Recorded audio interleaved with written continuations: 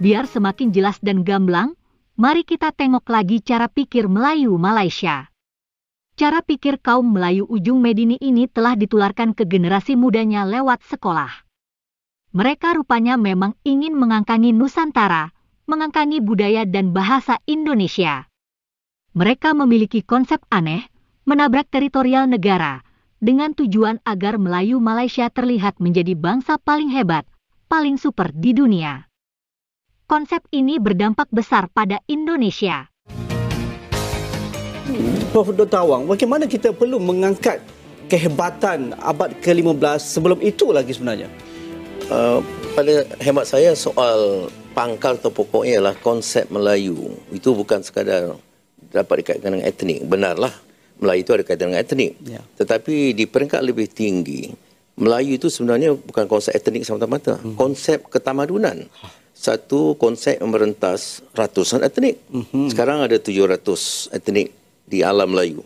Artinya bahasa Melayu itu merentas. Tidak kira itu orang Aceh, orang Minangkabau, orang Tidore, orang Manado, orang Sunda, Jawa dan sebagainya. Semua benang di bawah konsep yang dikatakan bangsa Melayu. Pernah juga dikenal sebagai bangsa Jawi. Bangsa Jawi berpangkal pada Islam Arab Al-Jawah. Seolah yang datang ke Timur Tengah seolah itu semua orang Jawa. Kerana sebelum tamadun Melayu, tamadun Jawa itu yang terkenal. Lebih awal. Ya. Silap paham itu tidak apa-apa. Tapi yang penting bahawa yang dikatakan bangsa Jawi itu tidak meliputi hanya soal etnik Melayu. Baik yang di Tanah Melayu atau di Sumatera. Tetapi siapa saja, seperti kata Usman Awang, itu Jawa itu Melayu, Bugis Melayu, Banjar Melayu, semua Melayu. Jadi konsep Melayu jangan dikaitkan dengan etnik yang sempit.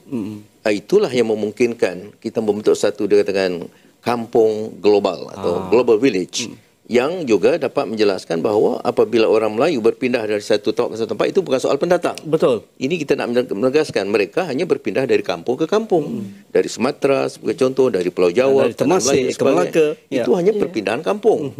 Jadi tak sama dengan kedatangan orang lain di luar Melayu. Dan satu lagi yang cukup menarik dalam konteks yang saudara timbulkan itu ialah kita ada dikatakan Melayu, kawasan Melayu Perdana. Ini sekarang kita kenal Malaysia, Indonesia, Brunei lebih kurang. Tapi jangan lupa kita ada yang diaspora itu tadi. Kewujudan Melayu di Afrika Selatan, di Sri Lanka, di Kampuchea, di Laos, di Vietnam, dan sekarang sudah merata di Suriname juga. Dan dalam komuniti yang asalnya bukan Melayu pun telah wujud komuniti Melayu sekarang. Di Amerika, di Eropah dan sebagainya. Bahkan di Tanah Suci. Jadi artinya konsep Melayu sekarang ini harus diangkat begitu rupa supaya Melayu itu dilihat sebagai bangsa besar. Maka itu saya suka menggunakan istilah Melayu Mahawangsa, iaitu Melayu bangsa besar. Jangan disempitkan. Dan ini dengan sendiri akan mengelakkan kita daripada bersikap parokial. Saya Indonesia, saya Malaysia, saya Singapura, saya Brunei. Tidak begitu, tidak. Dan dengan sendiri kita akan memecah belahkan kesatuan Melayu yang cukup hebat dari zaman Sriwijayanya, Kesultanan Melayu, dan Melayu baru mesti mengangkat konsep yang merentas itu. Nah, konsep Melayu Mahawangsa itulah yang menjelaskan kenapa Melayu Malaysia amat ngotot soal bahasa Indonesia. Tanpa rasa malu, mereka mau mendompleng kesuksesan bahasa Indonesia. Padahal, bahasa Indonesia merupakan hasil perjuangan dan jerih payah rakyat Indonesia sendiri selama 1 abad. Dia kata mencetuskan satu idea untuk mengenai bahasa Melayu sebagai bahasa resmi kedua ASEAN. Mungkin Datuk Seri boleh ulas sedikit. Gagasan itu gagasan yang sebenarnya merupakan satu kelanjutan daripada usaha sejak tahun 1980-an. Gapena di bawah pimpinan Tan Sri Allahyarham Tan Sri Ismail Husin sebagai contoh sejak tahun 80-an sudah berusaha mengangkat bahasa Melayu sebagai bahasa ASEAN, dan perjuangan ini berterusan. Alhamdulillah yang berhormat Perdana Menteri kita mengangkat semula perjuangan ini berdasarkan realiti atau kenyataan bahawa bahasa Melayu adalah bahasa terbesar di Asia Tenggara. Jumlah penutur lebih kurang 300 juta, sekitar 40% lebih.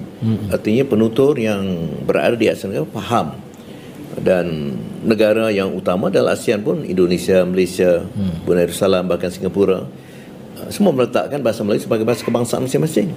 Kita ada rakan-rakan dari Kampuchia sebagai contoh, Laos, Myanmar, Vietnam, mungkin Papua New Guinea atau Timor Leste, itu sebenarnya juga sebahagiannya ada penduduk yang memang dapat keturunan Melayu. Jadi atas dasar itu pernyataan Perdana Menteri itu pun sangat lunak dan sangat tawaduk. Itu bahasa rasmi kedua ASEAN, tidak terus dikatakan dilonjakkan bahasa rasmi ASEAN, bahasa rasmi kedua, dengan harapan satu masa akan menjadi bahasa rasmi ASEAN. Dan ini sebenarnya suatu pernyataan yang berdasarkan, saya katakan, realiti, penerimaan. Kerana seperti kata yang berhormat Perdana Menteri kita, negara-negara lain pemimpin ini bercakap dalam bahasa masing-masing. Laos, Kampuchia, bahasa Khmer, bahasa Vietnam. Jadi mengapa tidak bahasa Melayu, termasuk yang dikatakan bahasa Indonesia itu diangkat menjadi salah satu bahasa utama ASEAN. Dalam Kongres Bahasa Indonesia kedua di Medan sebagai contoh, itu tahun 54 masih disebut yang dikatakan bahasa Indonesia itu ya asalnya bahasa Melayu, tapi dia robah menjadi bahasa Indonesia atas kebangkitan nasionalisme untuk keutuhan politik, entiti politik Indonesia. Saya tak ada masalah dan sangat menyokong, sangat mendukung semangat nasionalisme yang kuat, kerana mereka berdasar pada Sumpah Pemuda pada 28 Oktober 1928. Kami pemuda-pemuda Indonesia ya mengaku kami bertanah air satu, negara Indonesia. Berbangsa yang satu, bangsa Indonesia. Berbahasa yang satu, bahasa Indonesia. Itu keselarasan dan soal pernyataan semangat kebangsaan.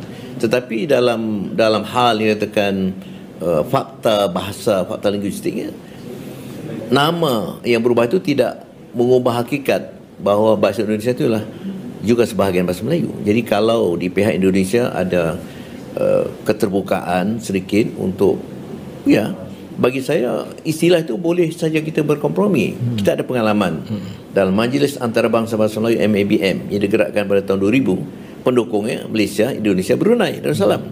Dan ketika itu kita menggunakan istilah bahasa Melayu Sempang Indonesia. Dan ini bagi saya satu jalan tengah, kompromi yang boleh diambil, dengan tidak membuang nama bahasa Indonesia, tapi jangan juga membuang nama bahasa Melayu. Apa salahnya bahasa Melayu Indonesia?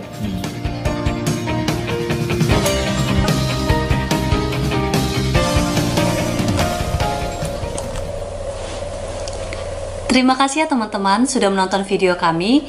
Semoga bermanfaat dan sampai jumpa lagi.